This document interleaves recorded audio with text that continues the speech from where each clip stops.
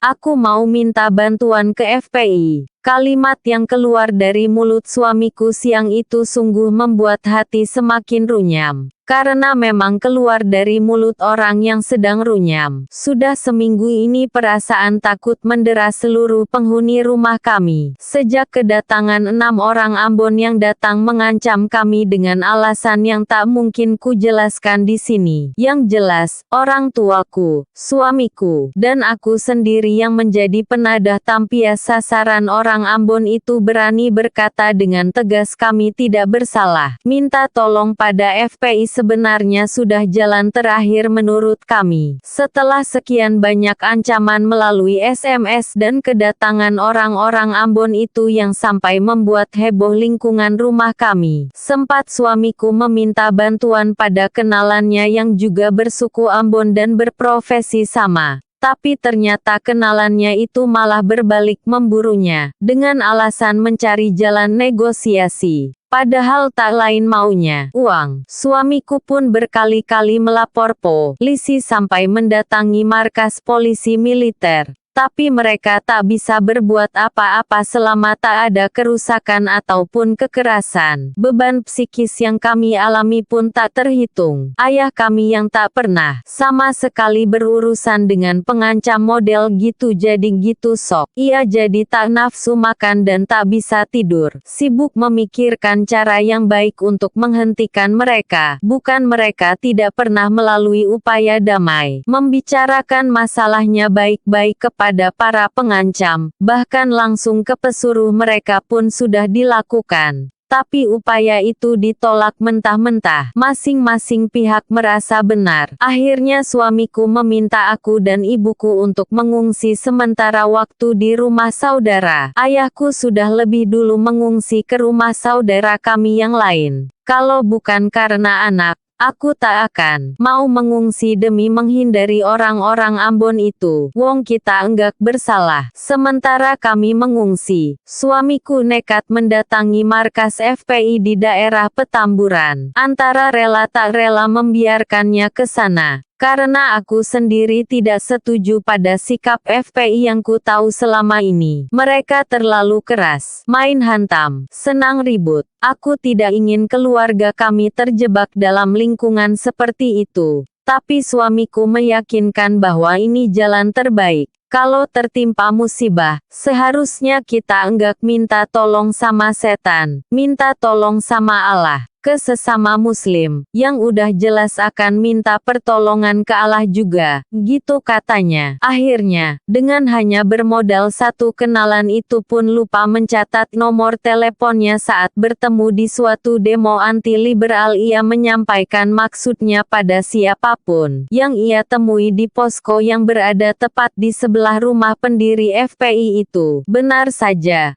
Pulang ia tak membawa hasil apa-apa, hanya nomor telepon kenalan suamiku itu yang ternyata juga tidak aktif. Tapi tak disangka, keesokan harinya orang itu menelepon balik, dan mengundang suamiku untuk datang ke rumahnya. 2 hari kemudian ia mengajak suamiku untuk bertemu teman-teman pengacara sesama anggota FPI. Sepulang dari sana suamiku gitu antusias menceritakan betapa besar kepedulian mereka pada masalah kami. Mereka siap membantu dan dengan jelas menyebutkan tak akan meminta biaya apapun untuk itu. Yang mereka niatkan hanya satu, menolong keluarga kami yang sedang terzolimi. Dalam hati miris sendiri, bahkan beberapa polisi yang diminta datang ke rumah saat orang-orang Ambon datang pun tak bisa berkata demikian. Malah menerima tips pemberian ayahku, meski mereka tidak meminta. Keesokan harinya keluarga kami langsung mendapat surat kuasa dengan bertanda tangan 5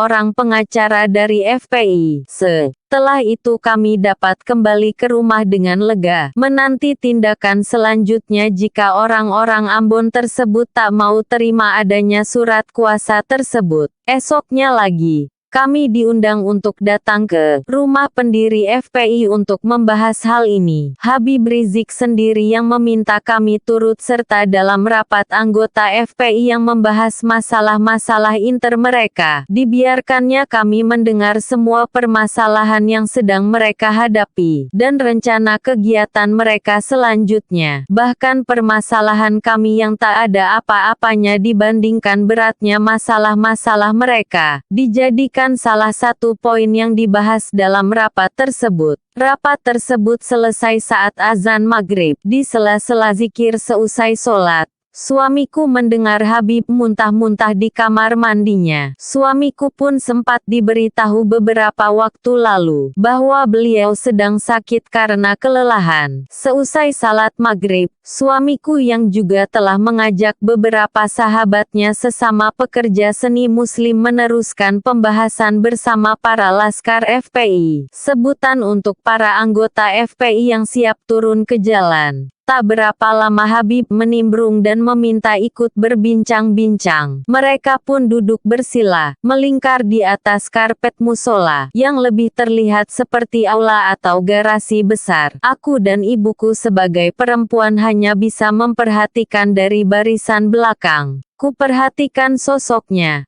Tak pernah sedetik pun senyum itu lepas dari mulutnya. Penampilan suamiku dan para sahabatnya yang berambut gondrong, berbaju hitam, bahkan ada pula yang berambut merah, tak pernah mengusik mata Habib Rizik. Ia mempersilahkan mereka mengutarakan seluruh isi hati. Kebetulan mereka datang membawa misi yang sama dengan Habib, yakni memerangi Islam liberal. Habib mendengarkan dengan seksama, sambil memanggut-manggut dan tentu saja tak henti tersenyum. Baru setelah suamiku bertanya, ia menjawab dengan penuh semangat. Tak ada kesan kasar ataupun keras seperti yang kubayangkan pada dirinya sebelumnya. Tidak pun terlihat seperti orang yang baru saja muntah luar biasa. Meski lekukan hitam di bawah matanya tak dapat menipu. Caranya menjelaskan pengalamannya menghadapi fitnah serupa gitu berkarisma. Aku yang termasuk tipe pembosan bisa terbius mendengarkan penjelasannya. Fitnah sudah menjadi makanan kita sehari-hari. Kita tidak pernah mempermasalahkan hal itu. Cukup tanggapi seperlunya, sesuai kebutuhan. Karena jika kita terus-menerus berkutat di situ, terus-menerus mencoba mengklarifikasi, kita akan ketinggalan. Sementara masih banyak sekali yang lebih penting yang harus diurusi. Gitu kira-kira sedikit penjelasannya yang paling kuingat. Ia juga menceritakan kejadian-kejadian baku hantam yang mereka lakukan adalah sebagai upaya terakhir. Karena pihak lawan, seperti bandar judi terbesar, diskotik-diskotik yang mengabaikan peraturan, tak menggubris peringatan mereka. Polisi pun tak ada yang berani turun tangan. Lebih dari itu, ia juga menceritakan mengapa pemerintah sampai tak bisa membubarkan FPI. Adalah karena mereka pun sering meminta pertolongan FPI. Jika sudah tak ada lagi yang bisa diandalkan. Cerita mengenai pengalaman mereka memberikan perlindungan pada warga Mesuji yang mayoritas Hindu. Menolong pengusaha Cina yang diperas hartanya dan dizalimi. Jelas sekali menunjukkan bagaimana seharusnya istilah toleransi beragama dijalankan. Ana mau bantu mereka.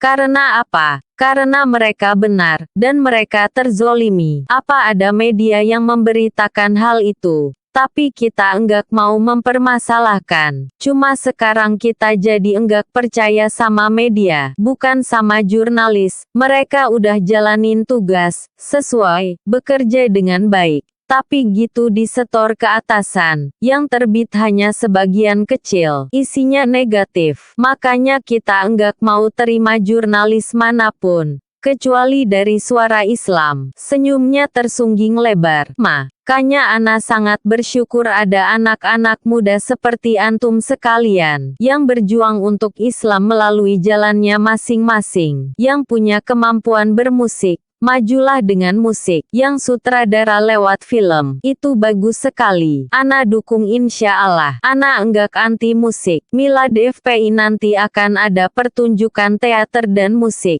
Kita enggak pernah mengharamkan musik. Cuma bagaimana caranya bisa mengislami musik tersebut. Asal jangan antum sekali gebuk drum 100 orang langsung mabok semua yang hadir tertawa. Terasa sekali keakraban malam itu. Tak ada kepura-puraan, yang ada hanya ketulusan. Ku yakin semua yang hadir setuju denganku. Sejak Isya hingga hampir jam 10 malam mereka berbincang-bincang. Tak satu pun makanan dan minuman tersentuh tangannya. Malah ia sempat membukakan kaleng biskuit untuk anakku di sela perbincangan itu. Demi melihatnya di hadapan yang sedang kesulitan membuka kaleng. Beberapa kali kulihat seseorang mendatanginya dari belakang untuk mengingatkannya makan. Ku tahu hal ini setelah suamiku menceritakan apa yang ia dengar. Tapi Habib Rizik tak berkutat sedikit pun dari duduknya. Tetap melayani semua pertanyaan-pertanyaan suamiku beserta para sahabatnya hingga tuntas. Di akhir perbincangan, ia membagikan buku setebal 202 halaman yang merupakan buah pikirannya terhadap kondisi Indonesia saat ini. Saat itu, ibu dan anakku sudah di mobil karena kelelahan. Hanya tinggal aku perempuan sendiri di musola itu. Tapi justru Habib Rizik yang mengingatkan anggotanya untuk memberikan satu buku padaku juga. Padahal kupikir selama ini ia tak menghiraukanku. Karena tak pernah sekalipun matanya mengarah padaku meski hanya berupa lirikan. Saat itu aku langsung sadar betapa perhatiannya menyeluruh. Tanpa ada yang terabaikan. Mungkin beberapa dari kalian yang baca tulisanku ini akan curiga bahwa aku adalah salah satu jongos FPI. Mungkin ada misi terselubung dari tulisanku ini. Maka dengan lantang ku katakan, demi Allah apa yang ku ceritakan ini tak ada sedikit pun yang merupakan karangan. Semua terjadi gitu adanya. Aku bukanlah anggota dari ormas ini. Karena kenyataannya, untuk menjadi anggota FPI tak semudah membuat KTP di kelurahan. Kalau menurut kalian itu mudah, perlu persyaratan tertentu dan membutuhkan waktu cukup lama, tahunan, untuk mendapatkan kartu anggota yang bertuliskan peraturan-peraturan yang membuatku ciut sendiri. Namun jika dibilang simpatisan, aku tak menolak. Aku tak akan malu mendukung sebuah organisasi yang istiqomah memperjuangkan Islam dan gitu peduli terhadap saudara-saudaranya, yang baru dikenalnya sekalipun.